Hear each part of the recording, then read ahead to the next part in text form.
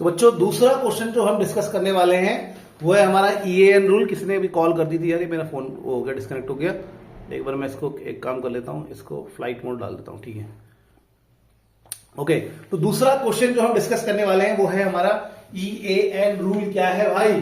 तो EAN rule क्या है तो उसको हम समझने वाले हैं। उसको समझने से पहले हमें समझना पड़ेगा कॉम्प्लेक्स आयन क्या होता है या कोऑर्डिनेशन कंपाउंड्स क्या होते हैं। फटाफट से हम कॉम्प्लेक्स आयन क्या है उसको समझ लेते हैं। हम डायरेक्ट क्वेश्चन को नहीं समझ रहे हैं, हम डायरेक्ट क्वेश्चन पे नहीं उतर रहे हैं, हम उसके जो बैकग्राउंड है उसको भी थोड़ा बहुत समझने की कोशिश कर रहे हैं। तो कॉम्प्लेक्स आयन क्या है अगर कोई पूछेगा तो आप क्या आंसर देंगे।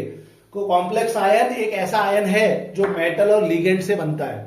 तो it is a ion having metal with ligands, ठीक है। तो फिर से एक ऐसा आयन जो मेटल और लिगेंड के कॉम्बिनेशन से बनता है, मेटल और लिगेंड के मिलने से बनता है, उसको कॉम्प्लेक्स आयन कहते हैं। अब ये जो मेटल होता है ये कहां का होता है, ये डेफिनेशन हो गई कॉम्प्लेक्स आयन की है बच्चों। तो मेटल कहां का होना चाहिए, मेटल होता है मुख्यतः है ट्रांजिशन मेटल। तो मेटल जो कॉम्प्लेक्स आयन में प्रेजेंट होते हैं वो कौन होते हैं, ट्रांजिशन मेटल्स होते हैं। और लिगेंड किसको बोलते हैं, लिगेंड वो होते हैं जो इलेक्ट्रॉन पेयर देते हैं। तो ये लिगेंड अपने इलेक्ट्रॉन पेयर डोनर होते हैं। कोई पूछेगा व्हाट इज लिगेंड तो बोलना electron pair donor. Electron pair donor जो इलेक्ट्रॉन देते हैं उनको हम लिगेंड्स कहते हैं, ठीक है। तो कोई पूछेगा अमोनिया एक लिगेंड क्यों है तो आंसर देना है क्योंकि वो इलेक्ट्रॉन पेयर डोनेट कर सकता है। कोई पूछेगा वाटर एक लिगेंड क्यों है तो आंसर देना है क्योंकि वो इलेक्ट्रॉन पेयर डोनेट कर सकता है, इलेक्ट्रॉन पेयर दे सकता है। कोई पूछेगा EN एक आपका लिगेंड क्यों है, why EN is a ligand, तो क्योंकि वो इलेक्ट्रॉन पेयर डोनर है इसलिए वो लिगेंड है। सभी लिगेंड एक तरह से बेस भी होते हैं बेटा, बेस क्षार भी होते हैं। तो इलेक्ट्रॉन पेयर डोनर को लिगेंड भी कहा जाता है, इलेक्ट्रॉन पेयर डोनर को बेस भी कहा जाता है। तो ammonia is base as well as electron pair donor, ठीक है। तो अब यहां पे एक बार समझ लेते हैं कि ये जो मेटल है वो कौन सा होना चाहिए, ट्रांजिशन मेटल होना चाहिए, यानी कि ये होने चाहिए मेटल, ये होते हैं मेटल, ये मेटल कॉम्प्लेक्स आयन बनाते हैं। तो यही मेटल कॉम्प्लेक्स आयन क्यों बनाते हैं, S ब्लॉक के मेटल्स कॉम्प्लेक्स आयन क्यों नहीं बनाते, D ब्लॉक के ही क्यों बनाते हैं, ये एक क्वेश्चन पूछ सकते हैं कि why transition metals form complex ion. तो ट्रांजिशन मेटल्स कॉम्प्लेक्स आयन क्यों बनाते हैं तो उसके पीछे का आंसर ये है कि ट्रांजिशन मेटल्स के पास क्या होते हैं, खाली d ऑर्बिटल होते हैं और हाई न्यूक्लियर चार्ज। ये आंसर लिखना है आपने, दो छोटे छोटे से आंसर लिखने हैं, because of vacant d orbital and high nuclear charge density. तो इनके पास खाली d कक्षक होते हैं और इनके पास जो नाभिकीय आवेश होता है बहुत ज्यादा होता है, इसी वजह से वे लिगेंड को अपनी ओर आकर्षित करते हैं और कॉम्प्लेक्स आयन बनाते हैं, ठीक है। यहां डिटेल में तो नहीं जा रहे, बहुत मोटा मोटा आपको समझा देते हैं, ओके। तो ये आप समझ लेना बच्चों, ठीक है। अब हम बात करेंगे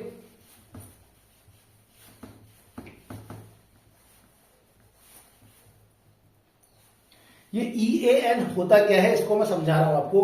EAN का मतलब होता है, फुल फॉर्म होता है इफेक्टिव एटॉमिक नंबर। तो EAN का मतलब होता है इफेक्टिव एटॉमिक नंबर, ये हमारा इसका फुल फॉर्म होता है, ठीक है। अब ये कहता क्या है, EAN रूल क्या कहता है, EAN रूल ये कहता है कि अगर किसी कॉम्प्लेक्स आयन में या कोऑर्डिनेशन कंपाउंड में, कॉम्प्लेक्स आयन से ही जो यौगिक बनते हैं उनको कोऑर्डिनेशन कंपाउंड कहते हैं। कॉम्प्लेक्स आयन जिन कंपाउंड्स को बनाएंगे आगे उन्हीं को हम क्या कहेंगे, कंपाउंड्स मतलब न्यूट्रल। ये एक आयन है, इसके बाद आगे जो कंपाउंड बनेगा उसको कहेंगे हम, अगर ये पॉजिटिव है तो ये किसी नेगेटिव से जुड़ेगा तो एक न्यूट्रल कंपाउंड बना देगा, उसको हम कोऑर्डिनेशन कंपाउंड कहते हैं। तो कंपाउंड फॉर्म्ड बाय द, लिख लेंगे आप लोग, कोऑर्डिनेशन कंपाउंड किसको बोलते हैं, compound formed by the complex ion is called coordination compound, ठीक है। लिगेंड और मेटल के बीच में कौन सा बॉन्ड होता है, क्योंकि लिगेंड इलेक्ट्रॉन पेयर डोनेट कर रहा है, इसीलिए हम उस बॉन्ड को कहते हैं कोऑर्डिनेट बॉन्ड। तो जहां पर सहसंयोजक बंध भी कहते हैं। तो लिगेंड जब बॉन्ड बनाता है, इलेक्ट्रॉन पेयर देता है, अपने 2 इलेक्ट्रॉन देता है ऐसे, तो वो जो बॉन्ड होता है उसको कोऑर्डिनेट बॉन्ड कहते हैं। ओके, चलो आ जाते हैं इफेक्टिव एटॉमिक नंबर पे आते हैं। क्या है ये इफेक्टिव एटॉमिक नंबर, ये कहता है कि जब मेटल के टोटल इलेक्ट्रॉन्स, ठीक है, मेटल्स के total electron of metal plus electron of ligand, ठीक है, को लिया जाता है, आयन लिखना ठीक रहेगा, या एटम लिखना, total number of electron of metal ion या एटम, ठीक है, मेटल आयन या मेटल एटम के कुल इलेक्ट्रॉनों को लेंगे और लिगेंड कितने इलेक्ट्रॉन्स दे रहे हैं उसको जोड़ेंगे। अगर उसको जोड़कर संख्या 18 आ जाए, 36 आ जाए, 54 आ जाए, याद रखना 18 आ जाए, 36 आ जाए, 54 आ जाए, ठीक है, तो हम बोलते हैं कि भैया ये कॉम्प्लेक्स स्टेबल हो गया है। हम बोलते हैं कि ये कॉम्प्लेक्स आयन क्या है, स्टेबल है। इसी को कहते हैं EAN रूल, और ये संख्या को हम EAN नंबर कहते हैं, ठीक है, इस संख्या को हम कहते हैं इफेक्टिव एटॉमिक नंबर, ठीक है। ये 86 भी आ सकता है, ठीक है, 86 भी आ सकता है। तो ये याद रखना कि जब हम मेटल के सभी इलेक्ट्रॉन्स को, मेटल एटम जिस रूप में भी वो होगा इस कॉम्प्लेक्स आयन में, तो कॉम्प्लेक्स आयन में मेटल के सभी इलेक्ट्रॉन प्लस लिगेंड जितने इलेक्ट्रॉन दे रहा है उसको जब टोटल किया जाता है तो वो संख्या अगर 18 आ जाए, 36 आ जाए, 54 आ जाए या 86 आ जाए, तो फिर हम इसको कहते हैं फिर हम कहते हैं कि ये जो हमारा कॉम्प्लेक्स आयन है वो कॉम्प्लेक्स आयन क्या है, बहुत ही स्टेबल है, ठीक है। और हम इस संख्या को क्या कहते हैं, इफेक्टिव एटॉमिक नंबर कहते हैं। इन संख्या को फिर से बोलेंगे कि जब मेटल जो कॉम्प्लेक्स आयन में जो मेटल एटम है या मेटल आयन है उसके टोटल इलेक्ट्रॉन लिगेंड्स जो इलेक्ट्रॉन दे रहा है उसको जोड़ेंगे तो वो संख्या 18 आनी चाहिए, 36 आनी चाहिए या 54 आनी चाहिए या 86 आनी चाहिए। तो फिर हम कहते हैं कि ये हमारा कॉम्प्लेक्स जो है वो स्टेबल है, और इस संख्या को हम कहते हैं इफेक्टिव एटॉमिक नंबर कहा जाता है, ठीक है। क्यों, आखिर ये स्टेबल क्यों होता है, क्योंकि जब इतने इलेक्ट्रॉन यहां मेटल के पास आ जाएंगे, मतलब मेटल के खुद के इलेक्ट्रॉन और लिगेंड के इलेक्ट्रॉन अगर जोड़ के इतने इलेक्ट्रॉन आ जाएंगे तो हम बोलते हैं कि मेटल का इलेक्ट्रॉनिक कॉन्फ़िगरेशन, या हम बोलते हैं कि मेटल जो है वो इनर्ट, क्योंकि ये एक्चुअली ये अगर आप देखेंगे तो ये जो हमारा इनर्ट जो गैस होती है, ठीक है, helium neon argon krypton xenon radon, helium neon argon krypton xenon radon, argon krypton xenon radon, तो ये जो हमारी संख्या होती है बच्चों, ये हमारी संख्या इनर्ट गैस के जैसी हो जाती है, और वो हम जानते हैं कि इनर्ट गैस क्या होती है, स्टेबल होती है, ठीक है। तो जब इतने इलेक्ट्रॉन टोटल हो जाते हैं मेटल के पास, हम बोलते हैं कि मेटल का इलेक्ट्रॉनिक कॉन्फ़िगरेशन इनर्ट गैस जैसा हो गया है और वो स्टेबल हो गया है। फिर से जब मेटल के पास इतने इलेक्ट्रॉन हो जाते हैं लिगेंड से लेने के बाद, खुद के इलेक्ट्रॉन प्लस लिगेंड से लेने के बाद, क्योंकि लिगेंड देता है ना इलेक्ट्रॉन, लिगेंड ने दिया ना इलेक्ट्रॉन, तो लिगेंड ने जो दिया और मेटल के पास जो पहले से हैं उनको जोड़कर जब इतने इलेक्ट्रॉन हो गए तो हम बोलेंगे मेटल ने इनर्ट गैस के जैसा इलेक्ट्रॉनिक कॉन्फ़िगरेशन अपना लिया है, ठीक है। इनर्ट गैस को कहते हैं अक्रिय गैसों के जैसा इलेक्ट्रॉनिक कॉन्फ़िगरेशन अपना लिया है, और हम कहते हैं कि वो मेटल क्या हो गया है, स्टेबल हो गया, ठीक है। थोड़ा इसको लिखेंगे कैसे, फटाफट लिख लेते हैं, फिर एग्जांपल लिख लेते हैं। थोड़ा हायर क्लास में आओगे तो इसको थोड़ा सा अलग अंदाज में पढ़ेंगे। तो क्या EAN रूल क्या कहता है, आप लिखेंगे EAN रूल से दैट या स्टेट दैट, ये बोलता है state that if the metal ion या atom,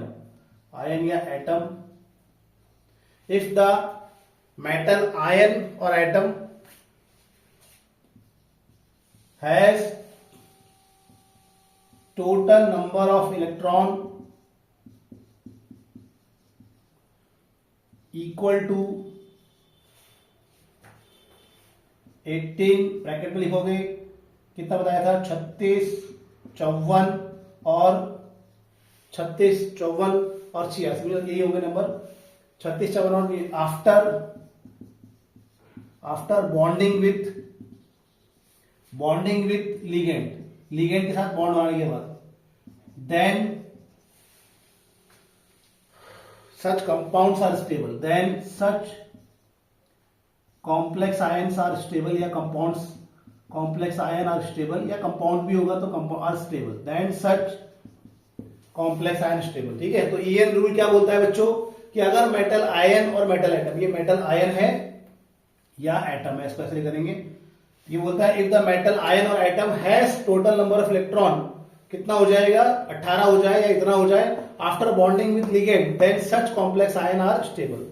ठीक है, और इन नंबर्स को क्या कहते हैं, ईए नंबर कहते हैं, इफेक्टिव एटॉमिक नंबर कहते हैं इसको। मतलब अगर मैं उसको निकालूं, अगर मैं निकालूं कि मेटल के पास कितने इलेक्ट्रॉन हैं प्लस लिगेंड्स ने कितने दिए हैं, तो वो जो संख्या आएगी उसको इफेक्टिव एटॉमिक नंबर कहते हैं।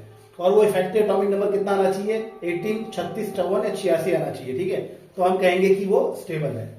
अब हम एग्जांपल, ये नोट कर लिया होगा आप लोगों ने, स्क्रीनशॉट ले लेंगे आप पीछे जाके, अगर नहीं किया तो ठीक है नोट कर लीजिए। अब इसका एग्जांपल लेते हैं बच्चों। अच्छा, फॉर्मूला लिख लेते हैं कि हम फॉर्मूला क्या अप्लाई करेंगे। तो फॉर्मूला कैसे अप्लाई करना है, EAN निकालने का फॉर्मूला क्या होता है, EAN निकालने का फॉर्मूला होता है टोटल नंबर ऑफ इलेक्ट्रॉन्स जो उस मेटल पे है, टोटल नंबर ऑफ इलेक्ट्रॉन जो उस मेटल पे है। टोटल नंबर ऑफ इलेक्ट्रॉन का मतलब होता है एटॉमिक नंबर, तो एटॉमिक नंबर ऑफ मेटल, तो एटॉमिक नंबर ऑफ मेटल। ठीक है, तो मेटल का जो एटॉमिक नंबर है वो यानी कि टोटल नंबर ऑफ इलेक्ट्रॉन, किसी परमाणु का जो परमाणु क्रमांक होता है उतना ही उसमें इलेक्ट्रॉन्स भी होते हैं। तो total number of electron minus उसका ऑक्सीडेशन स्टेट। भैया अब मान लो उसका किसी का 10 है एटॉमिक नंबर, 10 एटॉमिक नंबर है और उसके ऊपर चार्ज 3 का है, इसका मतलब 3 दे चुका है ना वो, तो 10 में से 3 घटाना पड़ेगा आपको, तब तो इलेक्ट्रॉन निकलेंगे। तो 10, तो उसके पास एटॉमिक नंबर 10 है यानी कि 10 इलेक्ट्रॉन है, लेकिन उस पर 3 का प्लस चार्ज भी है, इसका मतलब 10 इलेक्ट्रॉनों में से 3 इलेक्ट्रॉन क्या कर दिए उसने, दे दिए, तब तो हमें टोटल इलेक्ट्रॉन मालूम चलेंगे उसके। तो वही करना है बच्चों आपने। तो एटॉमिक नंबर ऑफ एटम लिखेंगे, माइनस क्या करेंगे, ऑक्सीडेशन स्टेट करेंगे, प्लस 2 इंटू लिगेंड, हर एक लिगेंड 2 इलेक्ट्रॉन देता है, याद रखना। अब जब ऊपर की क्लास में पढ़ाएंगे थोड़ा अलग अंदाज में होता है ये। लिगेंड्स जैसे अमोनिया है वो कितने इलेक्ट्रॉन देगा, 2 इलेक्ट्रॉन देगा, तो ये नंबर ऑफ इलेक्ट्रॉन कितने हो गए, 2 हो गए। ठीक है, तो ये हमारा फॉर्मूला है बच्चों। फिर जैसे क्वेश्चन आएगा तो डेफिनेशन लिखने के बाद ये फॉर्मूला लिखना है। अब इसका हम एग्जांपल लिखेंगे। एग्जांपल बहुत बेसिक एग्जांपल अभी आपको बता रहा हूं। ठीक है, इस क्वेश्चन में जो एग्जांपल आप लिख सकते हैं, हमेशा एग्जांपल लिखा करो, सही एग्जांपल लिखा करो, नंबर बड़े बढ़िया मिलेंगे आपको। तो एग्जांपल क्या होगा, एग्जांपल जैसे निकल है, निकल CO का होल 4 है मान लीजिए, अभी हमारे पास पहला एग्जांपल है। ठीक है, तो हम इसको हल करेंगे। इसको हल करने के लिए बच्चों सबसे पहले हम बोलेंगे इसका इफेक्टिव एटॉमिक नंबर हम निकालेंगे, और कितना आना चाहिए इफेक्टिव एटॉमिक नंबर, यानी कि मेटल के टोटल इलेक्ट्रॉन और लिगेंड जितने इलेक्ट्रॉन दे रहा है उसको जोड़ के कितना आना चाहिए, 18, 36, 54 या कितना आना चाहिए 86। ठीक है, तो 18, 36, 54, 86 अगर आ गया इनको जोड़ के, तो हम बोलेंगे ये EAN रूल को फॉलो कर रहा है, इसी को हम इफेक्टिव एटॉमिक नंबर कहते हैं। ठीक है, तो फटाफट करेंगे। तो निकल का एटॉमिक नंबर कैसे निकालना है, वो कैसे मालूम चलेगा, कुछ नहीं करना है निकल के लिए। निकल यहां होता है, निकल का मैंने क्या बोला था, किसकी तरह भरना होता है, आर्गन की तरह कितने इलेक्ट्रॉन भरने होते हैं, जल्दी बताइए। आर्गन की तरह हम भरते हैं 18 इलेक्ट्रॉन, पहले आर्गन भरते हैं ना 18, उसके बाद बचे हुए इलेक्ट्रॉन को हम 4s और 3d में भरते हैं। तो 18 आर्गन की तरह और 10 ये जोड़ देना है। देखो समझने की कोशिश करो, इन सभी में पहले 18 और प्लस जो नंबर लिखा है वो जोड़ना है।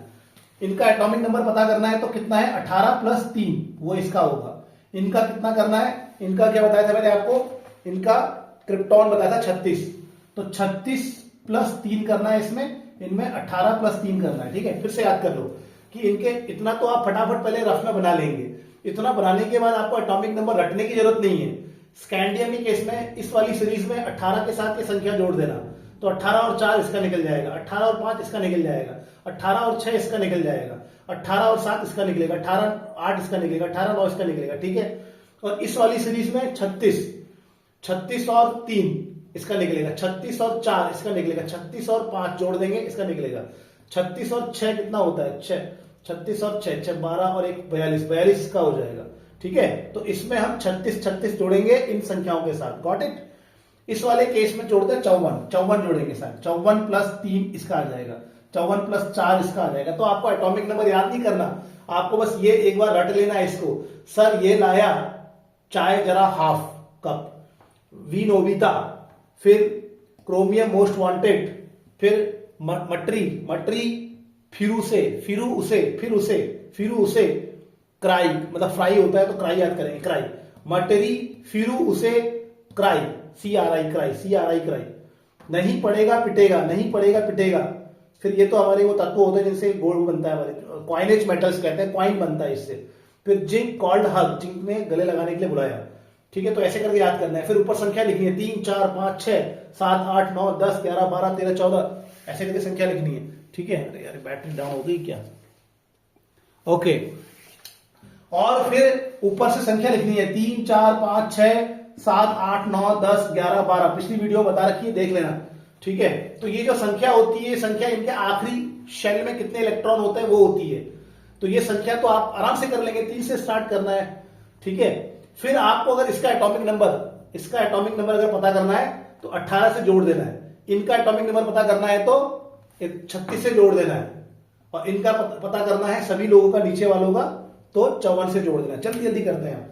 तो इसका अगर हम निकालना चाह रहे हैं, निकल का निकालना चाह रहे हैं बच्चों, तो निकल का क्या होगा, ये 18 प्लस 10 कितना हो जाएगा, 28 कर लेंगे, प्लस फिर मैंने क्या बोला, ऑक्सीडेशन स्टेट, सूत्र क्या है, atomic number minus oxidation state plus 2 into ligand. तो एटॉमिक नंबर कितना हो गया बच्चों इसका, यहां पर ये हो गया आपका 18, ये 18 इलेक्ट्रॉन्स होते हैं, पहले इनमें 18 इलेक्ट्रॉन आर्गन की तरह भरे जाते हैं, फिर ये वैलेंस इलेक्ट्रॉन को जोड़ देना है।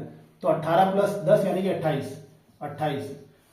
याद रखना, जब भी कोई भी मेटल होगा और CO होगा, जब भी कोई भी मेटल होगा और कार्बन मोनोऑक्साइड होगा, इसको मेटल कार्बोनिल कहते हैं। मेटल होगा, कार्बन मोनोऑक्साइड होगा, इसको मेटल कार्बोनिल कहते हैं। तो मेटल का ऑक्सीडेशन स्टेट 0 होता है वहां पे, ठीक है। तो मेटल कार्बोनिल में मेटल का ऑक्सीडेशन स्टेट कितना होता है, 0। तो यहाँ पे ऑक्सीडेशन स्टेट 0 हो गया। और कितने लिगेंड से, 4 लिगेंड है, तो 4 गुणा 2 हो गया। हर लिगेंड कितना देगा, 2 दे देगा इलेक्ट्रॉन। तो 28 गुणा 28 प्लस 8, 28 प्लस 8 कितना हो जाएगा बच्चों, ये 36। तो क्या आ रहा है, 36 आ रहा है ना आपका, यस। तो इसका ये EAN रूल को फॉलो कर रहा है, ये इसका EAN नंबर होगा। EAN रूल क्या हो रहा है, फॉलोड हो रहा है, ठीक है, फॉलो हो रहा है। तो ये इसका एग्जाम्पल हो गया। ऐसे ही फटाफट से एक दूसरा एग्जाम्पल नोट कर लिया होगा, तो दूसरा एग्जाम्पल नोट कर लीजिएगा। फटाफट दूसरा एग्जाम्पल देखते हैं। दूसरा एग्जाम्पल हम देखेंगे बच्चों, दूसरा एग्जाम्पल हम देखेंगे 8 16 32 86 हो जाएगा, 86। दूसरा एक एग्जाम्पल उठाते हैं, जैसे हमारे पास दूसरा एग्जाम्पल है K4FeCN का होल 6, इसको उठाते हैं, ठीक है। इस एग्जाम्पल को समझ लेते हैं फटाफट से। तो हमारे पास क्या करना है, इसमें हम लिखेंगे इफेक्टिव एटॉमिक नंबर 18 32, ठीक है, 18 54, ठीक है, 32, ठीक है। तो ठीक है, EAN रूल को हम निकालते हैं इसमें। तो सबसे पहले हम यहां क्या करेंगे, एटॉमिक नंबर ऑफ मेटल, हमारा सूत्र क्या है, atomic number of metal, atomic number minus oxidation state plus 2 into ligand. तो एटॉमिक नंबर कैसे निकालते हैं इसका, एटॉमिक नंबर आयरन कौन से इसमें आ गया बेटा, ये आपका आयरन आ गया, ये आपका फर्स्ट, ये जो पहली सीरीज है, सेकंड सीरीज, थर्ड सीरीज। तो पहली सीरीज में 18 को इन नंबरों से जोड़ देना है, एटॉमिक नंबर निकलेगा। तो 18 वाली ये पहली सीरीज में, तो 18 प्लस 8 कितना हो जाएगा, 18 और 8 26 हो जाएगा। तो इसका एटॉमिक नंबर 26 हो गया, ठीक है। माइनस इसका ऑक्सीडेशन स्टेट में बताता हूं भी आपको। और लिगेंड कितने हैं इसमें, 6 लिगेंड, 2 इंटू 6 ऐसा हो जाएगा। बेटा आप इसका ऑक्सीडेशन स्टेट निकालना बता रहा हूं, ठीक है, रट लेना इसको भी आप। खत्म करते हैं इसको। तो हम इसका ऑक्सीडेशन स्टेट कैसे निकालते हैं, देखो हमेशा ध्यान रखना, ऑक्सीडेशन स्टेट कैसे निकाला जाता है। सबसे पहले पोटेशियम K प्लस होता है ना, Na plus K plus, sodium potassium rubidium caesium francium, lithium sodium potassium rubidium caesium, ऐसा होता है। तो ये हमारा जो है इनमें सब पे चार्ज +1 का होता है, ठीक है। जैसे Na प्लस होता है वैसे K प्लस होता है। तो 4 यहाँ पे क्या हो गए, K हो गए। तो 4 हमारे पास K हो गए, तो 4 प्लस चार्ज हो गया। प्लस आयरन का हमें ऑक्सीडेशन स्टेट निकालना है, आयरन का हमें X मान लेना है। प्लस कितने Cn है, 6 Cn है। अब याद रखना, मैं आपको ऐसे हल्का सा रटा देता हूं कि लिगेंड्स पे चार्ज कैसे याद करते हैं। तो 3 लिगेंड्स होते हैं जिनपे चार्ज -2 का होता है। वैसे बहुत सारे होते हैं, लेकिन मैं आपको 3 बता रहा हूं जो मुख्यतः देखे जाते हैं। एक सल्फेट होता है, ठीक है, एक सल्फाइड होता है, 3-4 लिगेंड्स होते हैं जो आपने याद रखना है। और सल्फेट, फिर sulphide, SO3 2 negative, SO4 2 negative और ऑक्सलेट, ये हमारे ऐसे लिगेंड्स होते हैं जिनमें -2 का चार्ज होता है। ये हमारे ऐसे लिगेंड होते हैं जिनमें -2 का चार्ज होता है। -2 चार्ज वाले आपको कम लिगेंड्स मिलेंगे, तो ये 3 मतलब मुख्यतः मिल सकते हैं। तो सल्फेट हो गया, ऑक्सलेट हो गया, इसको ऑक्सलेट कहते हैं, सल्फेट हो गया, सल्फाइड हो गया, ये -2 होता है। बाकी सब में आपने -1 मान लेना है मुख्यतः। ऐसा नहीं कह रहा हूं कि ऐसा होता है, लेकिन ऑलमोस्ट बाकी सब में -1 होता है, ठीक है। तो 3 लिगेंड्स और वाटर में 0 होता है, अमोनिया में 0 होता है, कार्बन मोनोऑक्साइड में 0 होता है और EN में 0 होता है। ये 0 वाले होते हैं, इनको याद कर लो। H2O में 0, NH3 में 0, CO में 0, EN में 0 होता है। और बाकी सब में क्या होता है, 3 होता है जो -2 वाले याद करना, सल्फेट, सल्फाइड और कार्बोनेट, सल्फेट, सल्फाइड और ऑक्सलेट, इनमें -2 होता है, इनमें 0 होता है। बाकी सभी में -1 मान लेना आप, एक बार कोशिश करना। वैसे तो इसमें कितना मानेंगे, -1, तो कितने हैं, कितने चार्ज, कितना -1, तो कितने हैं 6, तो -6। टोटल कोई चार्ज है क्या इस पे, नहीं, तो 0।